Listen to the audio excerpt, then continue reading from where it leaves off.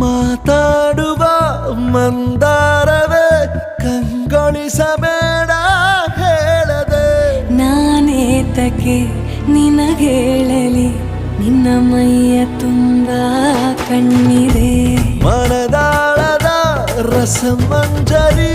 ರಂಗೇರಿ ನಿನ್ನ ಕಾದಿದೆ ಬಿಸು ಮಾತಿನ ಪಂದ್ಯಾವಳಿ ಆಕಾಶವಾಣಿಯಾಗಿದೆ ಸಂಜೆಯ ಕೆನ್ನೆಯ ಮೇಲೆ ಬಂದು ನಾಟಿದೆ ನಾಚಿಕೆ ಮುಳ್ಳು ಮನದ ಮಗು ಹಠ ಮಾಡಿದೆ ಮಾಡುವ ಕೊಂಗ